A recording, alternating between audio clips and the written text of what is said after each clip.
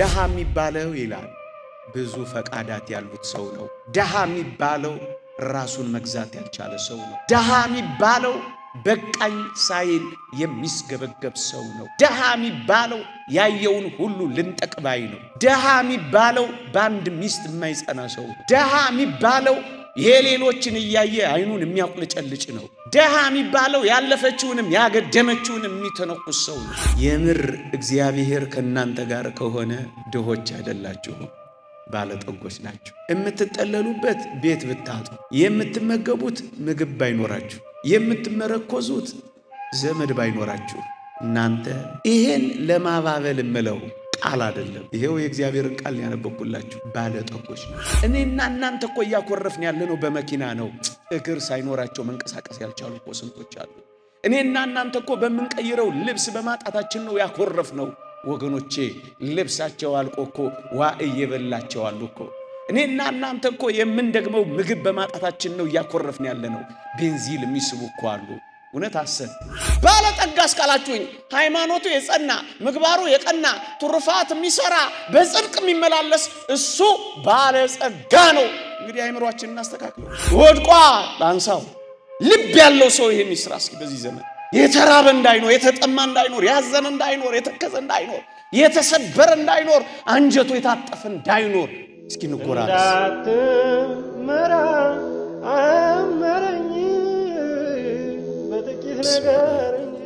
ወወልድ ወመንፈስ ቅዱስ አሃዱ አምላክ አሜን።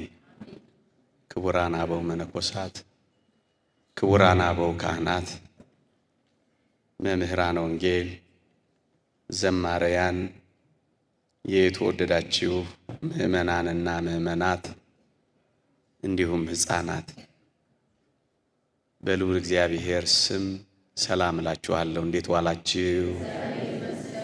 አሜን። በቸርነቱ የጠበቀን ስሙን እንድንጠራ ቃሉንም እንድንሰማ ይረዳን የአባቶቻችን አምላክ የእኛም አምላክ ልዑል እግዚአብሔር ዘላለማዊ ስሙ የተመሰገነ ይሁን። እጅግ አጠር ላለ ደቂቃ የእግዚአብሔርን ቃል እንማራለን።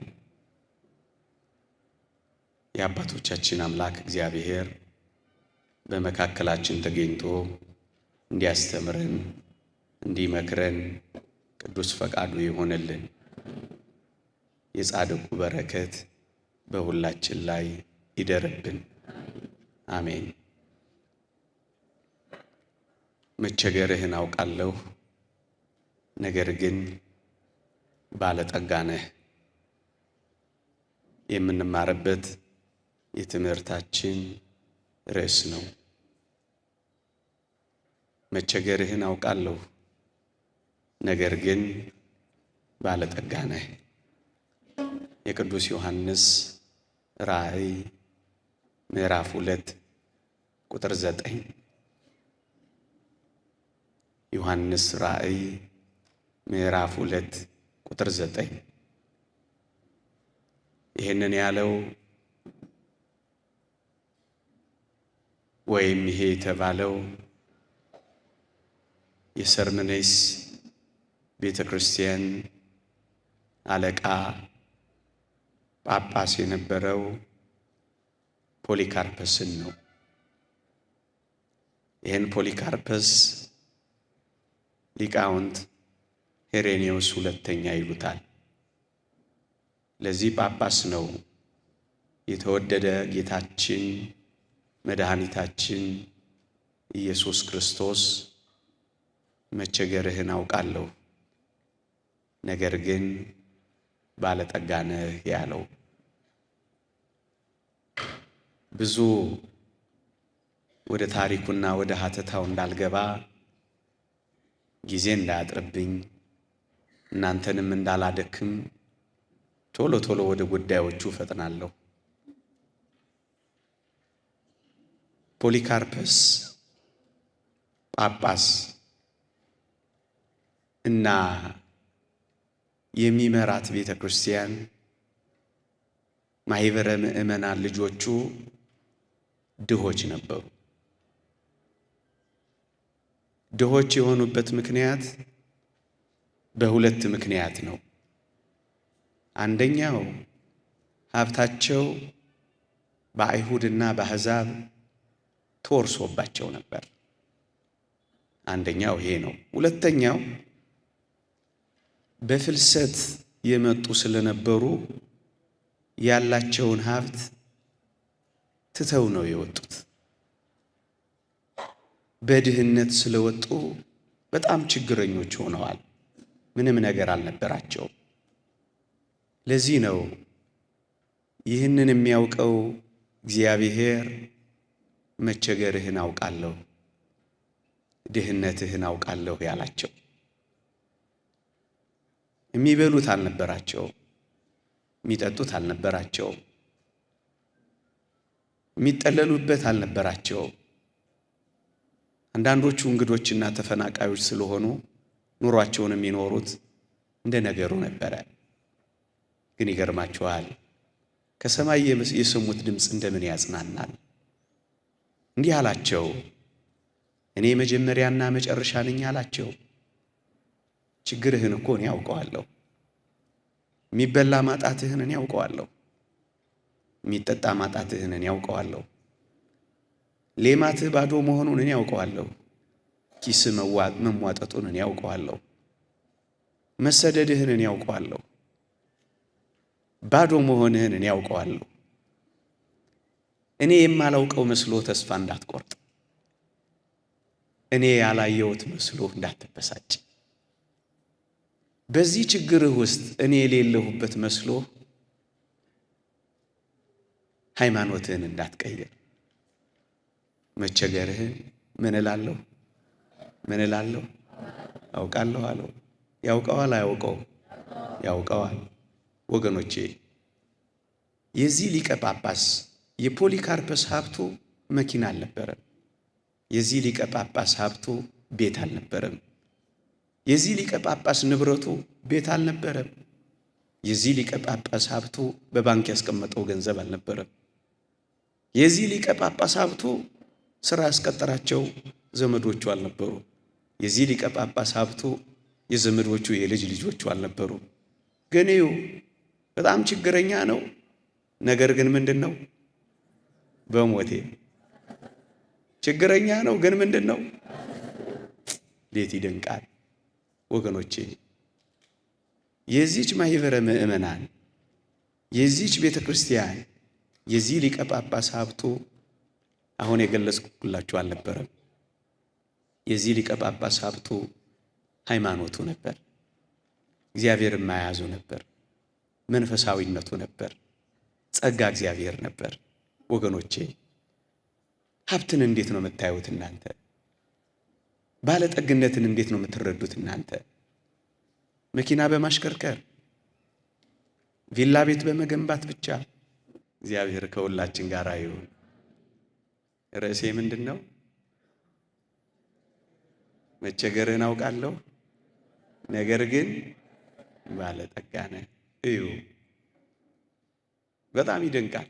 ምንም ነገር የለውም፣ ግን እግዚአብሔር ምን አለው? ይህን ቃል ታምናላችሁ? ክርስቲያኖች ታምናላችሁ? ታምናላችሁ? አዎ።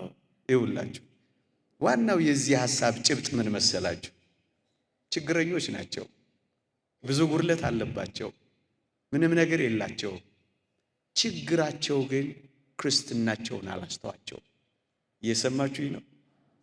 ድህነታቸው መንፈሳዊነታቸውን አላጠፋባቸው። ምንም ነገር ያለመኖራቸው ምክንያት እግዚአብሔርን አላስተዋቸው።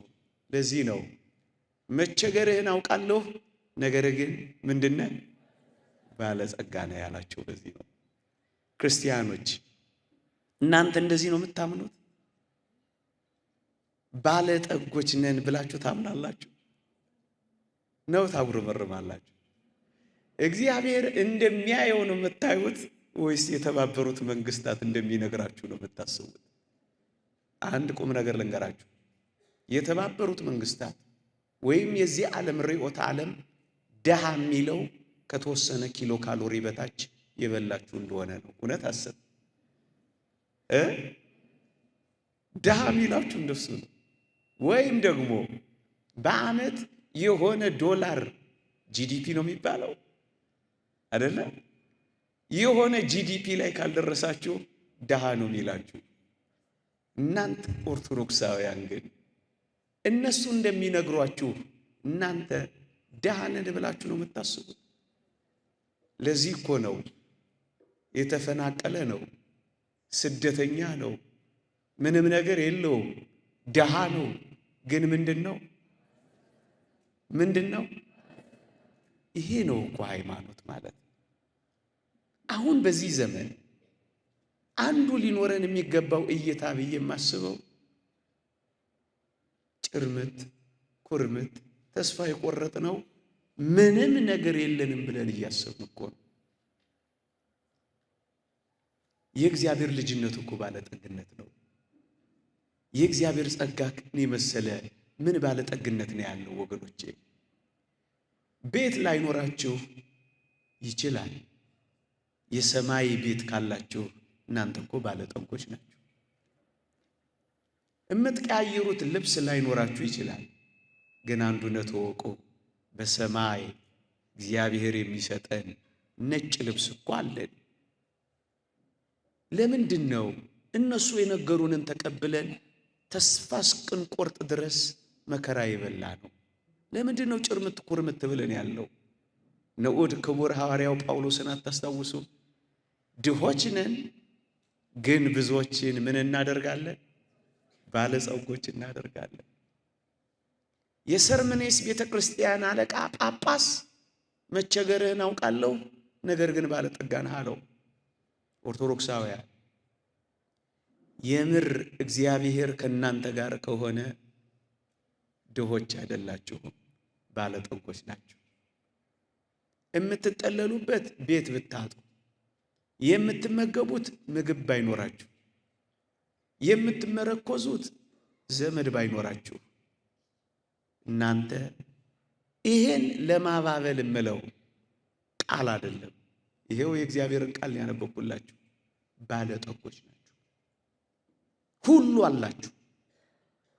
አንድ ለንጽጽር በራዕየ ዮሐንስ ምዕራፍ 3 ደግሞ የሎዶቅያ ቤተ ክርስቲያንን ጳጳስ ደግሞ ላሳያችሁ። የሎዶቅያ ቤተ ክርስቲያን ጳጳስ ደግሞ ምን እንደተባለ ታውቃላችሁ? በሎዶቅያ ውስጥ የነበረው ጳጳስና ማህበረ ምእመናን ደግሞ በጣም ሀብታሞች ነበሩ። ከሀብታቸው ብዛት የተነሳ የከፍተኛው መደብ አባላት ነበሩ። የዓይን ሕክምና የነበረባት ታላቅ የንግድ ቦታ ነበረች ሎዶቅያ። በጣም የናጠጡ ቅምጥል ሀብታሞች ነበሩ። ግን እግዚአብሔር ምን እንዳላቸው ስሙ። ራዕየ ዮሐንስ ምዕራፍ 3 አንብቡት። ጎስቋላም፣ ምስኪን፣ ደሃም፣ እውርም የተራቆትክም መሆንህን ስለማታውቅ አለ። እንዴ በጣም እኮ ቅምጥል ነው። ግን እግዚአብሔር ምን አለው? ጎስቋላ አለው። በጣም እኮ የናጠጠ ነው። ግን እግዚአብሔር ምን አለው? ደሃ አለው። ወገኖቼ ችግረኛውን ባለጠጋ፣ እንደ ሰው የሚታየውን ባለጠጋ ደግሞ ምስኪንና ጎስቋላ የሚለው እግዚአብሔር ምንድነው ካላችሁኝ፣ የሀብትና የድህነት ትርጉማችንን እንድናስተካክል ነው። ሊቁ ዮሐንስ አፈወርቅ በረከቱ ይደርብንና ይህን ተርጉሞልናል። ደሃ የሚባለው ይላል ብዙ ፈቃዳት ያሉት ሰው ነው። ደሃ የሚባለው ራሱን መግዛት ያልቻለ ሰው ነው። ደሃ የሚባለው በቃኝ ሳይል የሚስገበገብ ሰው ነው። ደሃ የሚባለው ያየውን ሁሉ ልንጠቅባይ ነው። ደሃ የሚባለው በአንድ ሚስት የማይጸና ሰው ነው። ደሃ የሚባለው የሌሎችን እያየ አይኑን የሚያቁልጨልጭ ነው። ደሃ የሚባለው ያለፈችውንም ያገደመችውንም የሚተነኩስ ሰው ነው። ደሃ የሚባለው ኑሮዬ አይበቃኝም የሚል ነው። ደሃ የሚባለው በዚች ምድር ላይ ብቻውን ለመኖር ሲል ሌሎችን በበሽታ የሚገድል ነው። ደሃ የሚባለው ማይ ነው። ብዙ ፈቃዳት ያሉት ድሃ የሚባለውማ እርቃኑን እየሄደ የሰው ሀብት የሚሰልብ ነው። ድሃ የሚባለውማ ሰነድ የሚደልዝ ቁጥር የሚበርዝ ነው። ድሃ የሚባለውማ ኤክስፓየርድ ዴት እየቀየረ የለጠፈ ለህፃናቱ የተበላሸ ወተት ኢምፖርት የሚያደርግ ነው። እሱ ነው ድሃ። ህንፃ ስለገነባ እውነት ነው። ድሃ የሚባለውማ እጽ እያዘዋወረ ህፃናቶችን የበደለ ነው። እሱ ነው ድሃ። አንተ ህንፃውን ነው የምታየው፣ አይኑረው አይደለም። አንተ መኪናውን ማሽከርከሩን ስቲከር መለጠፉን አንተ ስትመጣ ማሽከርከሩን ነው አንተ የምታየው። ድሃ የሚባለው እሱ እረፍት የሌለው ሰው፣ ነፍሱ ያላረፈችለት የሚቅበዘበዝ ሰው ነው ድሃ። የድሃይቱን የሚነጥቅ ሰው ነው ድሃ። ቀረጥ የሚሰውር ሰው ነው ድሃ። ድሃ የሚበድል ፍርድ የሚያጓድል ሰው ነው ድሃ። ሙዳየ ምጽዋት የሚገለብጥ ሰው ነው ድሃ። ድሃይቱን ፍርድ የሚያሳጣ እሱ ነው ድሃ። ጮክ ብለን ድሃማ ይሄ ፍት ርት የማያጸና እሱ ነው ድሃ። ፍት የሌለው ሰው ነው ድሃ። የሚያደላ ሰው ነው ድሃ። ድሃማ እሱ። ድሃ ማን ነው? የተራበ የተጠማ የተቸገረ የወደቀ ንጹህ መጠጥ ውሃ ያጣ እሱ ድሃ አይደለም። በእግዚአብሔር ዘንድ እንዲህ አይደለም። ባለጠጋ እስካላችሁኝ ሃይማኖቱ የጸና ምግባሩ የቀና ትሩፋት የሚሰራ በጽድቅ የሚመላለስ እሱ ባለጸጋ ነው። እንግዲህ አይምሮአችንን እናስተካክለው። ተሰደህ ይሆናል፣ ባህር ዳርቻ ላይ ተቀምጠህ ይሆናል። ከዚህ ስትገባ የምትበላው ላይኖር ይችላል። ነገን በስጋትና በፍርሃት እየኖርክ ሊሆን ይችላል። ሃይማኖትህ ከጸና ምግባርህ ከቀና ትሩፋት ከሰራ በጽድቅ ከተመላለስ እያባበልኳችሁ አይደለም፣ እናንተ ባለጠጎች ናችሁ። ሲኒ ካልገለበጣችሁ፣ ሞራ ካላስገለጣችሁ፣ ጠንቋይ ጋር ሄዳችሁ ካልካደማችሁ፣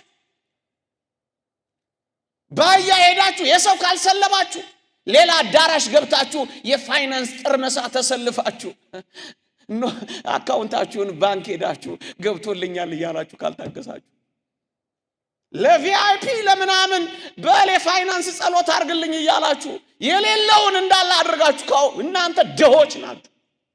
ከጸናችሁ ግን እናንተ ባለጠጎች ናችሁ። ምንም ላይኖራችሁ ይችላል። ሰላም ነው፣ ደስታ ጸጥታ ሌላው ዶክተርና የሰሙኔሽን ሰው ታውቃላችሁ። ኢየሱስ ይጻፋል ሲሳመጻፍ ላይ ያገኘዋታል እንዴት ታፈታለች። አንድ ሸለቆ ውስጥ ሁለት ሰዎች ይኖሩ ነበር። አንደኛው በጣም ባለጠጋ በቅምጥልነት የሚኖር ነው። አንደኛው ደግሞ ባህታዊ። ያኛው የሰው ሽታ ጠምቶ ትንፋሽ በዝቶበት ጠምቶ ነው የሄደው። ብቻውን ለመኖር የሄደ ባለጠጋ ነው። አንደኛው ደግሞ ኤዛለሱ ደንጋተን ተርሶ ዳዋ ጥሶ ለመኖር የሄደ በትህርምት ለመኖር ሙሉ ጊዜው ለእግዚአብሔር ለመስጠት የሄደ ባህታዊ። አንድ እግዚአብሔር ሰው በዛ ሸለቆ ውስጥ ሲያልፍ አንድ ትንቢት ተናገረ። ምን አለ መሰላችሁ? ዛሬ በዚህ ሸለቆ ውስጥ ያለ ባለጠጋ ይሞታል ብሎ ትንቢት ተናገረ። ይሄን የሰሙ የባለጠጋዎቹ ባለሟሎች ጋሻ ጃግሬዎች እየበረሩ ሄዱና አንድ እግዚአብሔር ሰው ትንቢት ተናግሯል ዛሬ። ምን አለ? በዚህ ሸለቆ ውስጥ ያለው ባለጠጋ ዛሬ ይሞታል ብሎ ትንቢት ተናገረ። ጉድ ፈላ። ከዛስ ባለጸጋው ሸሽቷቸው የነበሩ ቤተሰቦቹን እያስጠራ በዚያች ሌሊት ሳይሞት ሀብት ማከፋፈል ጀመረ። ምን ነው እኔም በኖርኩበት አላችሁ፣ ሰጣላችሁ። ከዛስ ከሌሊቱ 5 ሰዓት ሆነ፣ ሰውየው አልሞተም።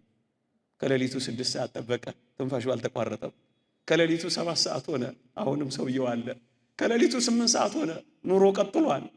ሀብቱን በትኖ ጨርሷል።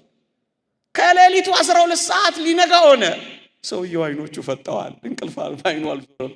ምን አልሆነም? በዛች ሌሊት አላችሁ የላችሁ? ወደው አይደሉም ለካ የኔታ አላችሁ የላችሁም የሚሉ አልሞተም። ለካ በዛች ሌሊት በዛች ሸለቆ ውስጥ የሞተው ባለጸጋ ማን ነበር? ማን ነበር ያረፈው? ባህታዊው ነበር። እውነተኛ ባለጠግነትና ድህነት ስላልገባን እኮ ነው አንጀታችን አሁን ተስፋ የቆረጠ። ገና አልገባን። አንድ ነገር ጨምሬ ላብቃ። እየሰማችሁኝ ነው? ሊቁ ዮሐንስ አፈወርቅ በረከቱ ይደርብንና እንዲህ ይላል፣ የሰው ልጅ ፍጻሜ ሳታዩ ይላል የሰው ልጅ ፍጻሜ ሳታዩ እድለኛ ወይም መከረኛ፣ ባለጠጋ ወይም ደሃ እንዳትሉ እየሰማችሁ ነው። ፍጻሜው እዚህ ይመስላችኋል? እንኳን ፍጻሜ ጅማሬ የማይሆንም ይህ ዓለም ለምንድን ነው ፍጻሜው ሳይመጣ ተስፋ የምትቆርጠው? ነው እኮ ትልቁ ነጥብ። ፍጻሜውን ሳታዩ ተተኮሰ አቤት እሱ እንዳትባባሉ። ፍጻሜው እዚህ አይደለም። ፍጻሜውን ሳታዩ ባለጠጋ ደሃ፣ የከበረ የተዋረደ፣ እድለኛ መከረኛ እንዳትሉ ፍጻሜውን ይዩ። ፍጻሜው የት ነው? ፍጻሜው በሰማይ። ይሄንን በአንድ ምርጥ ምሳሌ ያስረድቻችሁ አበቃለሁ። እሱም የአልዓዛርና የነዌ ታሪክ ነው። ታስታውሳላችሁ አይደል? አልዓዛር እጅግ በችግር የኖረ ሰው ነው። ምድር ላይ ምንም ነገር የሌለው ሰው ነው። ላስታውሳችሁ፣ ቅምጥሉን ባለጸጋው ነዌን ብቻ እያየ የኖረ ሰው ነው። ግን መግቦት እግዚአብሔርን ከቶም ቢሆን ተጠራጥሮ አያውቅም። ደግሞ አለው።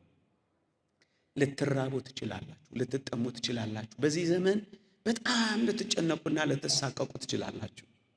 መግቦተ እግዚአብሔርን፣ የእግዚአብሔርን መጋቢነት፣ የእግዚአብሔርን መኖር ሳትጠራጠሩ ከኖራችሁ እናንተ ባለጠንቆች ናችሁ።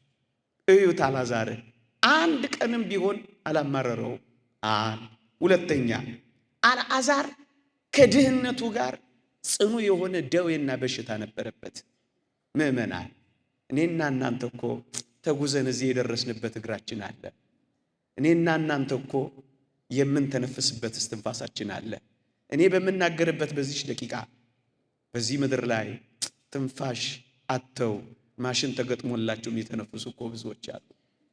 እኔና እናንተ ያማረ ልብስ ለብሰን እዚህ ቁጭ ብለናል። ወገኖቼ ከቆስላቸው ጋር አንሶላቸው ተጣብቆ የሚያገላብጣቸው ያጡ እኮ ስንቶች አሉ። እኔና እናንተ እኮ እያኮረፍን ያለነው በመኪና ነው። እግር ሳይኖራቸው መንቀሳቀስ ያልቻሉ እኮ ስንቶች አሉ። እኔና እናንተ እኮ በምንቀይረው ልብስ በማጣታችን ነው ያኮረፍነው። ወገኖቼ ልብሳቸው አልቆ እኮ ዋዕይ የበላቸው አሉ እኮ። እኔና እናንተ እኮ የምንደግመው ምግብ በማጣታችን ነው እያኮረፍን ያለነው። ቤንዚል የሚስቡ እኮ አሉ። እውነት አሰብ ረሃብን፣ የዚችን ምሽት ረሃብ ለማለፍ እኮ ይኸው ጎዳናችንን በነዳጅ ሳቢዎች እኮ ተሞልታለች። ክረምት ተመልከቱ፣ ስንት ወጣቶችና ሕፃናት እንደሚያርፉ ታውቃላችሁ። እነዚህ መንገዶች ሲሰሩ በጣም ደስ የሚሰኙ ሕፃናት በጣም ብዙ ናቸው። ምክንያቱም ሌሊት የሚዘንበውን ዝናብ ቱቦ ውስጥ የሚያሳልፉ እኮ ብዙ ናቸው። እናንተ ቀለም ስላላስቀባችሁ ነው እነሱ እንዴት አድርገው ቀን እንደሚያልፉ የሚሳቀቁ እኮ አሉ። ተው እንጂ ክርስቲያኖች፣ እኛ ምን እንመረራለን? አልዓዛር ጽኑ ደዌ የነበረበት፣ ምን ማድረግ የማይችልበት፣ ቁስሉን እንኳን ማከክ የማይችልበት ጉልበት ያጣ ነበረ። ውሾች ቁስሉን ሲልሱለት ደስ ይለው ነበር ይላል። እሺ ባለጠግነት ደዌነት ብቻ አይደለም፣ ውሻውን ማባረር እስኪያቅት ድረስ አንተ በቁስል አልተመታ። ውሻም ያባረርበት አቅም እንኳን እስኪያጣ ድረስ። ተው እንጂ ምዕመናን፣ ይሁት ሲልሱለት እንደውም ያገዙት እንደመሰለው አድርጎ ደስ ይለው ነበር። ወገኖቼ እንዲህ አይነት ድህነት ውስጥ ነበር አልዓዛር የነበረው። እዚህ እስጢፋኖስ ሰምታችኋል። የዛሬ ጥቂት ዓመት የቀትጓን ታስታውስ ከሆነ ኤፍኤም ሬዲዮ ላይ አንድ ልብ ሰባሪ ዜና ሰምቼ ነበር። ሴትዮይቱ በገጠሪቱ የኢትዮጵያ ክፍል የምትኖር ኦርቶዶክሳዊት ናት። 3 ልጆች አሏት፣ ግን ታማሚ ናት።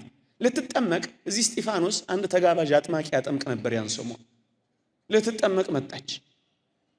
ማን አባከና ይበላል? ቤቷን የታደረገች እስጢፋኖስ አካባቢ ካሉ አንድ ጥግ አደረገች። የብዙ ክርስቲያኖች ቤት ለዚህ ሴት አልተከፈተም። ከዛስ የኔና የናንተም የቤተ ክርስቲያናችን አጸድ በር ይዘጋል፣ መጠለያዎችም ማደር አይቻልም። እቺ ሴት ጥቂት ቀናት ቆየች እዛ። በመጨረሻ ላይ ግን በሬዲዮ ነው የሰማሁት፣ ኤፍኤም ሬዲዮ ላይ አንድ ልጇን እዛ አካባቢ ካለው ወንዝ የወጣ ጅብ በላባት። አሁን ግን ብዙ ክርስቲያኖች አሉ ሸረሪት የሚያደራበት ሰርቪስ ቤት ያላቸው። አሁን እየኖርን ነው ክርስትና አለን፣ እኛ አለን እንጂ አንዳንዴ ወንጌል የት አለች የት ነው የምትኖረው እስክትባል ድረስ እንደዚህ የሚሆኑ ሰዎች እኮ አሉ። አልዓዛርን ደግሞ ተመልከቱት። የሚያየው ደግሞ ባለጠጋውን ብቻ ነበር። ከሱ የሚያንሰውን የማየት እድል አልነበረም። የባለጠጋው ደጅ ላይ ነበር የወደቀው። እኔና እናንተ እኮ በጣም የሚያንሱ ሰዎች እያየን እኮ ነው። የሚያንሱ እንደውም የዓለም እርከንና ደረጃ ሁሉ ያወጣል። ድሃ ከዛ የድሃ ድሃ ሁሉ ይላል እንጂ ደግሞ ሰሞኑን ሌላ ስም ሳይሰጠን አይቀርም። አልዓዛር የድሃ ድሃ የሚያይበት እድል እንኳን አልነበረው። ጠቅጥቀናቸው የገባናቸው ስንት ድሆች አሉ እንጃ። በየህሙማን በየጸበል ቤቱ እንጃ። ይነግሩኛል አንዳንድ እህቶች እኮ እንሰማለን እኮ ምግብ ከበላው 3 ቀን የሆነኝ ብለው ደጅ የወደቁ ማን ያያቸዋል? የምግብ ማዕከላት ነው የመመገቢያ ማዕከላት እንኳን የሉንም እኮ እኛ። እንደው ይቅርታ አድርጎልኝ ምን አለ አንዳንድ ጠንካራ ማህበራት ሰብሰብ ብለው የምግብ ማዕከላት የምገባ ማዕከላት የሉንም እኮ። እንደ ነገሩ ነው የሚበላው። ካገኘ አገኘ፣ ካላገኘ እንጃ። ይሄ ነገ ምን እንደሚሆን አስቡት። ብዙ ድሃ ደግሞ እየቀፈቀፍን ነው አሁን። ይቅርታ አድርጉልኝ፣ ብዙ ድሃ እያመረጥን ነው አሁን። ባልተረጋጋ ህይወት ውስጥ ብዙ ድሃ ማፍራት ደግሞ አይከብድም። ብዙ ኑሮ መፈናቀል አይከብድም። ጦርነት ደግሞ የሚያፈናቅለው ድሃን ደግሞ ብዛት ተመልከቱ። ስራ የሚያስፈታውን ተመልከቱ። በዚህ ጊዜ ይልቁንም ኦርቶዶክሳውያን የምገባ ማዕከላት፣ የአልባሳት ማዕከላት፣ የማጽናኛ ማዕከላት፣ ከሱስ ማገገሚያ ማዕከላት አያስፈልጉንም። የመዘምራን ማህበራት እንዴት ሰማይ እንደወሰዳችሁን እንጃ። ቀደም እንዴት አምሮባል።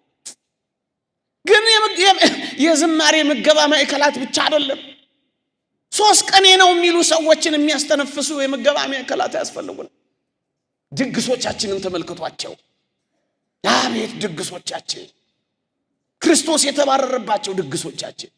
እንዴት ሶፍት የተቀለልንበት ምግባችን፣ አጥንት የተጋጠበት ስጦታችን አሁን ለኢየሱስ ክርስቶስ የሚሆን ዝክር ነው። አሁን ለአባ ሲኖዳ የሚሆን ዝክር ነው። እንጃ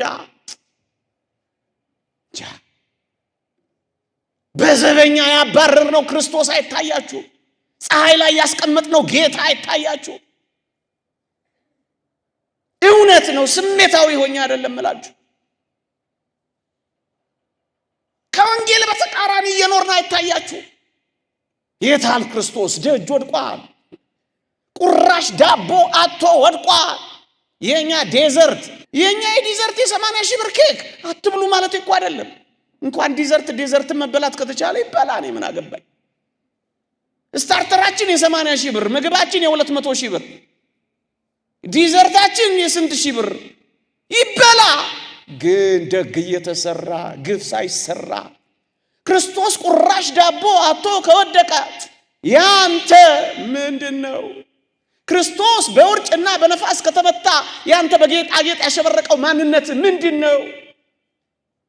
ክርስቶስ ውሃ አጥቶ ከወደቀ ለክርስቶስ ስጋና ደም ማቅረቢያ የሐር ጨርቅህ፣ የወርቅ ጽዋ፣ የእርፍ መስቀልህ ወርቅ ምንድነው? ዮሐንስ አፈወርቅ ነው ይሄን የሚገስጽ። ምንድነው ክርስቲያን? ምንድነው ወንጌል? ምንድነው ህይወት? ምንድነው ኑሮ? ምንድናት መንግስተ ሰማያት? ምንድነው ክርስትና? ወድቋ አንሳው። ልብ ያለው ሰው ይሄን ይስራ እስኪ። በዚህ ዘመን የተራበ እንዳይኖር፣ የተጠማ እንዳይኖር፣ ያዘነ እንዳይኖር፣ የተከዘ እንዳይኖር፣ የተሰበረ እንዳይኖር፣ አንጀቱ የታጠፈ እንዳይኖር እስኪ እንጎራረስ። ባለጠግነት የአልዓዛርን ተመልከቱት። አልዓዛር ቢለምን አልሰጠውም። እኛ እኮ ብንለምን የሚሰጥ እናጣለን። እኔ እዛ በወርቅ ቢያንስ በቀን እንኳን አገኛለሁ። እውነት አሰብ ደህና ልብስማ ከለበስኩ በደንብ ነው ማገኘው። እውነት አሰብ ይራራልኛል። አልዓዛርን ቢለምን የሚሰጠው አልነበረም። ለአልዓዛር እኮ ትንሣኤ ሙታን እኮ አልተሰበከውም። ይሄ ሁሉ ሆኖ ግን አልዓዛር ድሃ በመሆኑ ብቻ አይደለም በእግዚአብሔር መንግስት የገባው፣ ሳያጉረመርም በመግባቱ ነው። ሊቁ አውግስጢኖስ እንዲህ ይላል፣ ባለጠግነት በራሱ የሚነቀፍ አይደለም። እኛ ይህንን ሁሉ ስንናገር ባለጠግነትን የምንነቀፍ የሚመስላቸው ሰዎች አሉ። አይደለም፣ ባለጠግነት በራሱ የሚነቀፍ አይደለም። አብርሃም እጅግ ባለጠጋ ነበር። ነገር ግን ድሃውን አልዓዛር በእቅፉ ከማኖር አልከለከለውም። ድሃው በባለጠጋው እቅፍ ተቀምጧልና ሁለቱም በእግዚአብሔር ፊት ባለጠጎች ነበሩ። በማ ፊት? አብርሃም ባለጠጋው፣ ድሃው አልዓዛርም በእግዚአብሔር ፊት ምኖች ነበሩ? በቁስል ተመተህም ባለጠጋ ትሆናለህ። እየሰማችሁኝ ነው? ምንም ነገር ባይኖርህም ምትለምን እንኳን ብትሆንም ምን ትሆናለህ? ይሄው ባለጠጋ። ቤት የለውም፣ የአብርሃም እቅፍ ቤት ሆነው በውሾች ከመከበር ወደ መላእክት እቅፍ የደረሰው ይሄ አልዓዛር ምንኛ ባለጠጋ ነው። ይሄ ነው ባለጠግነት። ባለጸጋውን ነዌን ደግሞ ላሳያችሁና ልጨርስ። ስለ ነዌ መጽሐፍ ቅዱስ በጣም የሚገርም ነገር ይላል። ተቀበረ ሞተም ነው የሚለው። ስለ አልዓዛር ግን ሲናገር ሞተም መላእክት በአብርሃም እቅፍ ወሰዱት ይላል። ወገኖቼ ባለጸጋው ፍጻሜውን ተመልከቱ። ስሙ እንኳን መጽሐፍ ቅዱስ ላይ አታዩትም። አንድ ባለጠጋ ሰው ነበር ነው የሚለው። እየሰማችሁኝ ነው? ስሙ የለም። ምእመናን ስማችሁ እዚህ ዝነኛ ቢሆን ምን ያደርግላችኋል? እግዚአብሔር የማያውቀው ዝነኝነት ምን ይጠቅማል? ከተማችሁ ውስጥ እገሌ ብትባሉ ዝነኛ ቢሆን ብታጨበጨቡ ምን ይጠቅማችኋል? እግዚአብሔር ካለ ፎርብስ መጽሔት ስምህን ቢያወጣው የእግዚአብሔር መዝገብ ላይ ካልተጻፈ ምን ይጠቅማል? ዝነኛ ስሙ የለም፣ ባዶ ነው። የለም ዝነኛ ስሙ። እግዚአብሔር ስሙን ተጸየፈው። ሁሉም ሰው የሚጠራ ሆነ። እግዚአብሔር ስምህን ከሚጸየፈው እዚህ ስምህ ባይታወቅ አይሻልም? ለምን ልታውቅ ትችላለህ? ደረቱን ነፍቶ የነበረው ይሄ ባለጠጋ ምን እንደሆነ ታውቃላችሁ? አልዓዛርን ጭምር አፈረው። አልዓዛር ብሎ ስሙን ለመጥራት ተሰብኮ አብርሃም አባቴ ወይ ማረኛ አለ። አልዓዛር እየተዋወቀው አብርሃም ጋር ሄደ። ለምን አፈረው?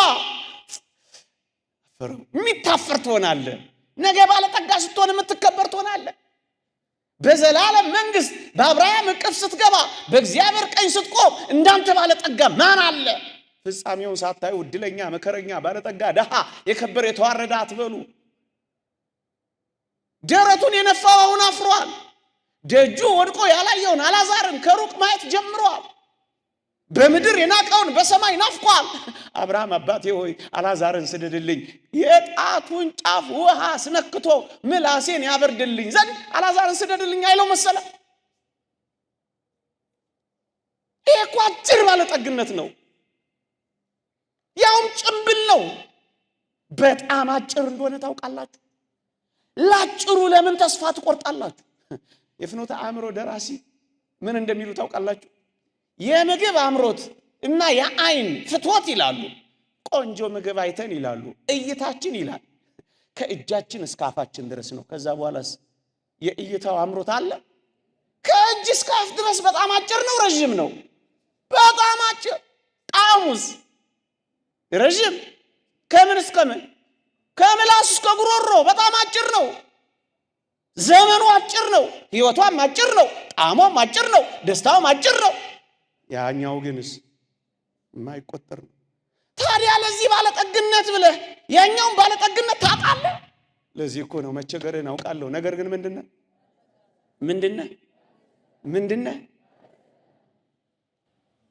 እርግጠኛ ነኝ ሐሳቤ ገብቷችኋል።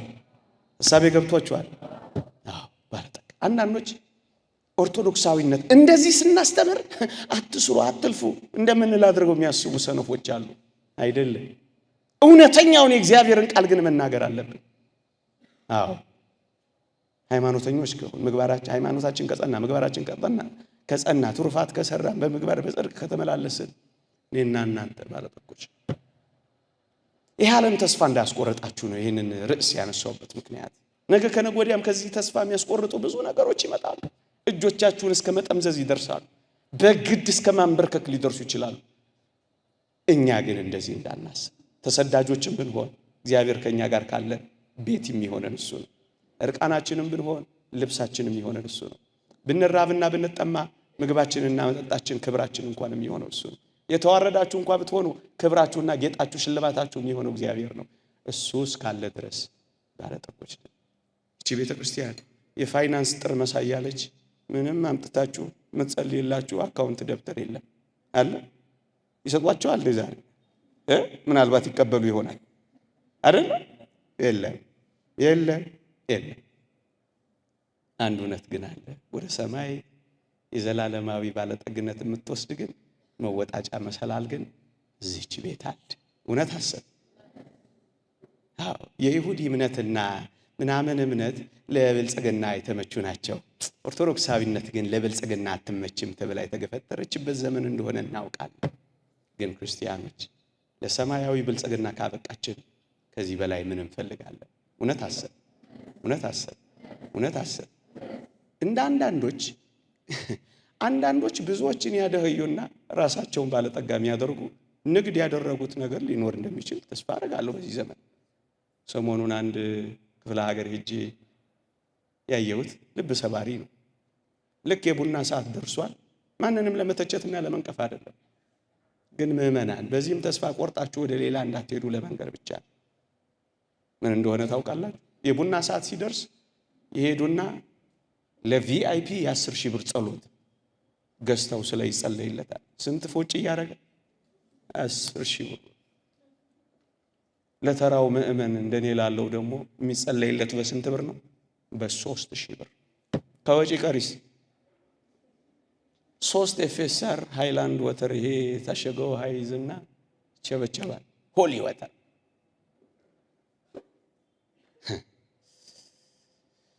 ልብ ይሰብራል፣ ያሳምማል። ድሆች ገበሬዎች ከአፈር ጋር የታገሉ በጠራራ ፀሐይ ገንዘብ ይነጠቃሉ፣ ድሃ ይሆናሉ። አንድ ሰው ይከብራል፣ ብዙዎች ግን ይሰበራሉ። ይሄ ብልጽግና። እግዚአብሔር እረኛዬ ነው የሚለው ይሰረዝና አይታችኋል አይደል? ጎስፔል ፎር ፕሮስፔሪቲ የብልጽግና ወንጌል ገንዘብ፣ ብር እረኛዬ ነው። መዝሙር ቀይረው። እናንተ እንደዚህ ነው መሆን የምትፈልጉ? መቸገራችሁ ይታወቃል። ያውቀዋል አያውቅም? ግን ምንድናችሁ? እንደዚህ ያለ መባል ያብቃል። ይቆየ